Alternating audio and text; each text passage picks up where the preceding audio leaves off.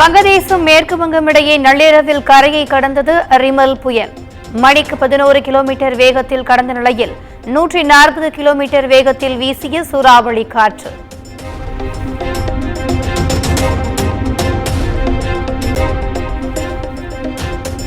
ரிமல் புயலால் மேற்கு வங்கத்தில் சூறாவளி காற்றுடன் கொட்டி தீர்த்த கனமழை. சுந்தரவன காடுகள், வங்கதேசத்தின் சிட்டாங்காங் கடலோர பகுதிகளில் ஏற்பட்ட திடீர் நிலச்சரிவு.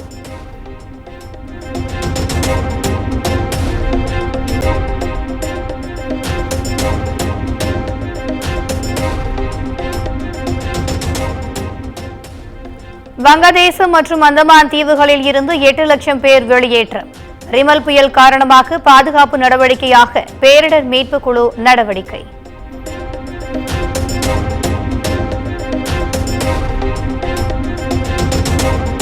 ரிமல் புயல் எதிரொலியாக மேற்கு வங்கத்தில் இன்று மிக கனமழைக்கான ரெட் அலர்ட். ஹவுரா, நாடியா உள்ளிட்ட மாவட்டங்களுக்கு ஆரஞ்சு நிற எச்சரிக்கை.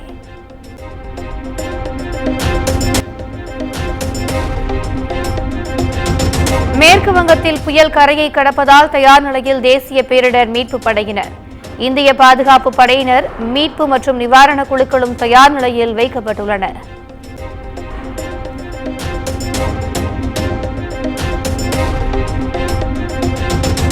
ரிமல் புயல் காரணமாக கொல்கத்தா சர்வதேச விமான நிலையத்தில் 394 விமானங்கள் சேவை ரத்து. ரயில் மற்றும் துறைமுக சேவைகளும் நிறுத்தி வைப்பு.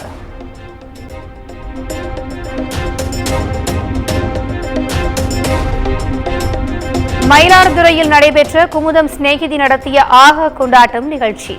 சிறுமிகள் முதல் பெரியவர்கள் வரை கலந்து கொண்டு தங்களது தனித்திறமைகளை வெளிப்படுத்தினர்.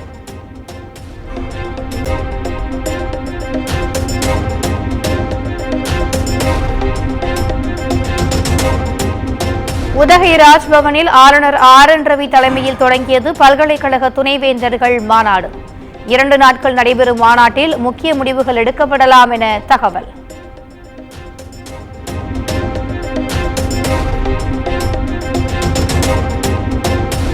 தமிழக பாஜக நிர்வாகிகளுடன் மாநில தலைவர் அண்ணாமலை இன்று ஆலோசனை. பாஜக வேட்பாளர்கள், தேர்தல் குழு நிர்வாகிகள் உள்ளிட்ட பலர் பங்கேற்கின்றனர்.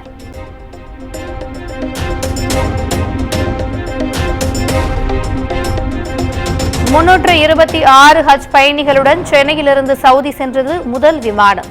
புனித பயணம் சென்ற இஸ்லாமியர்களை வழியனுப்பி வைத்தார் அமைச்சர் செஞ்சி மஸ்தான்.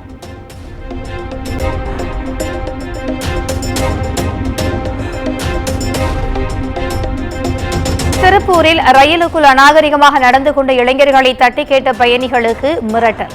பெண் பயணிகளை தகாத வார்த்தையில் வசைபாடிய இளைஞர்கள் 2 கைது.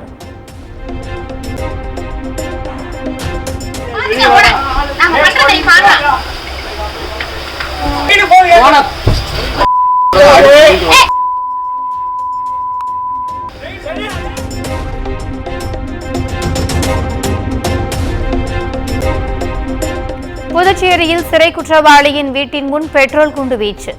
பழிக்கு பழி வாங்க குண்டு வீசிய மர்ம நபர்களுக்கு போலீசார் வலை.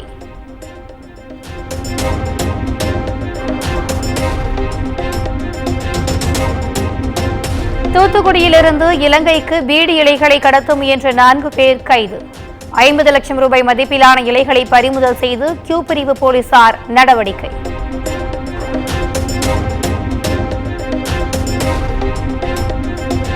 ஸ்ரீபெரும்புதூர் அருகே வீட்டின் பூட்டை உடைத்து திருட முயற்சி.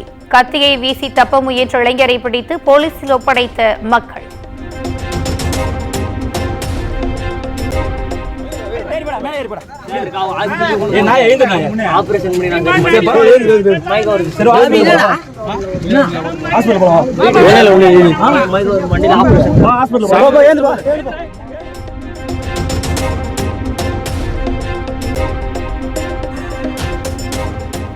கோவை அருகே குழந்தை கடத்த வந்ததாக கூறி வடமாநில இளைஞரை கம்பத்தில் கட்டி வைத்த பொதுமக்கள்.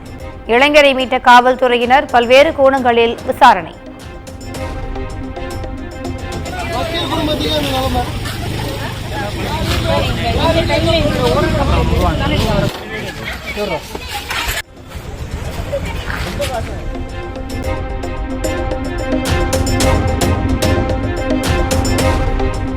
ராமநாதபுரம் அருகே சொந்த மருமகளையே எரித்துக் கொன்ற மாமனாரால் பரபரப்பு.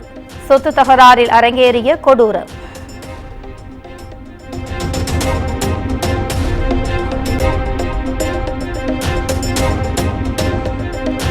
தேனி கும்பகரை அருவியில் 2 வாரங்களுக்கு பின் சுற்றுலா பயணிகள் குளிக்க அனுமதி. கனமழைக்கான எச்சரிக்கை முடிவடைந்ததை அடுத்து தடையை நீக்கியது வனத்துறை.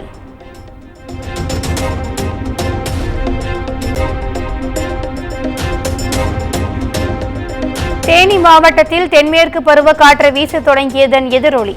காற்றாலை மின்சார உற்பத்தி அதிகரிப்பு.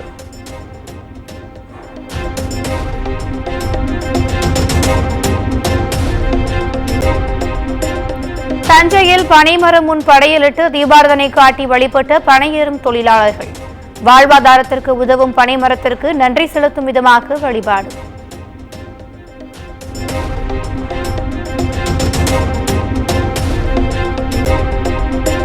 விருதுநகர் மாவட்டம் அருப்புக்கோட்டை அருகே நடைபெற்ற 3 கோயில்களின் குடமுழுக்கு விழாக்கள். ஆயிரக்கணக்கான பக்தர்கள் பங்கேற்று சுவாமி தரிசனம்.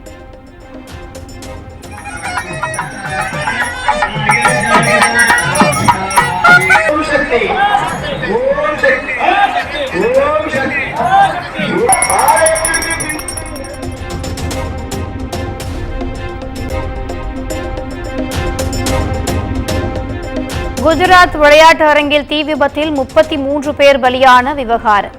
தாமாக முன்வந்து வழக்கை இன்று விசாரிக்கிறது குஜராத் உயர்நீதிமன்றம்.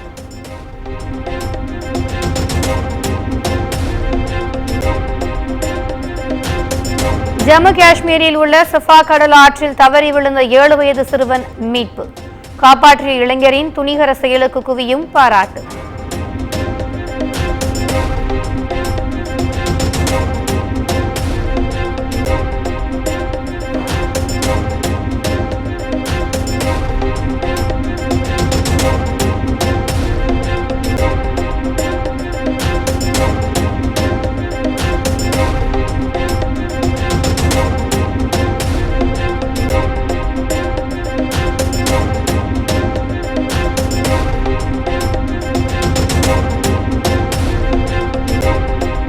இந்திய ராணுவ தலைமை தளபதி மனோஜ் பாண்டே பதவிக்காலம் மேலும் 1 மாதம் நீட்டிப்பு.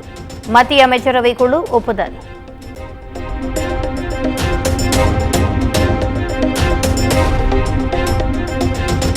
முன்னாள் பிரதமர் ஜவஹர்லால் நேருவின் 60வது நினைவு நாள். டெல்லியில் உள்ள நினைவிடத்தில் காங்கிரஸ் தலைவர் மல்லிகார்ஜுன கார்கே, சோனியா காந்தி ஆகியோர் மரியாதை.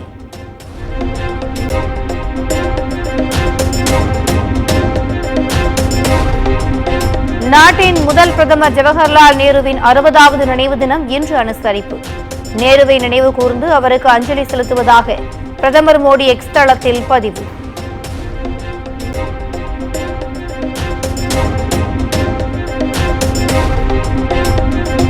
இடைக்கால ஜாமீனை நீட்டிக்க கோரி உச்சநீதிமன்றத்தில் டெல்லி முதலமைச்சர் அரவிந்த் கெஜ்ரிவால் மனு. மருத்துவ காரணங்களை கருத்தில் கொள்ளுமாறும் வேண்டுகோள்.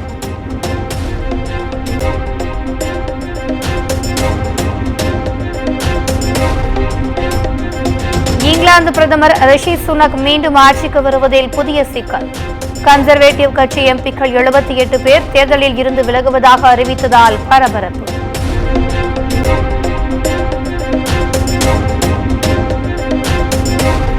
தைவான் எல்லையில் மீண்டும் போர் ஒத்திகையில் சீன துருப்புகள் ஈடுபட்டதால் பரபரப்பு.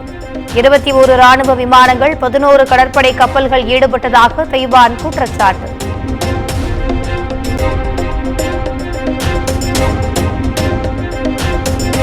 ஹமாஸுக்கு எதிரான போரில் ரஃபாவில் மீண்டும் தாக்குதல் நடத்திய இஸ்ரேல் ராணுவம். 35க்கும் மேற்பட்டோர் கொல்லப்பட்டதாக பாலஸ்தீன அரசு குற்றச்சாட்டு.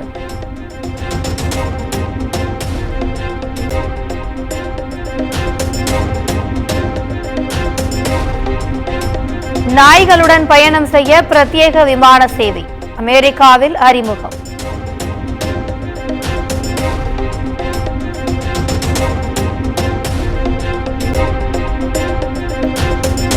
பப்புவா நியூ கினியாவில் ஏற்பட்ட பயங்கர நிலச்சரிவில் சிக்கி உயிரிழந்தவர்களின் எண்ணிக்கை 670 உயர்வு. மண்ணில் புதைந்த 150க்கும் மேற்பட்ட வீடுகளில் சிக்கியவர்களை மீட்கும் பணி தீவிரம்.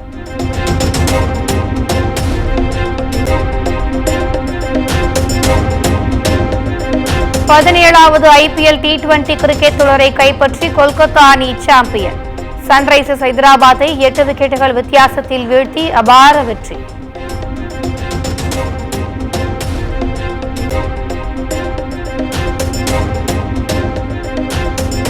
கொல்கத்தாவின் அபார பந்துவீச்சால் 113 ரன்களில் சுருண்ட ஹைதராபாத் 114 ரன்கள் என்ற வெற்றி இலக்கை எளிதாக எட்டி கோப்பையை வென்றது கொல்கத்தா.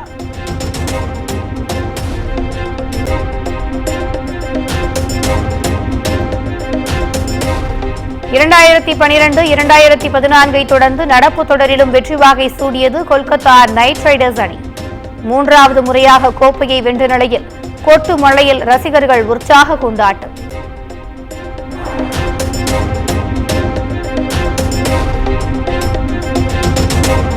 ஹைதராபாத் அணி வீசிய பந்துகளை சிதறவிட்ட கொல்கத்தா வீரர்கள் குர்பாஸ், வெங்கடேஷ் ஐயர்.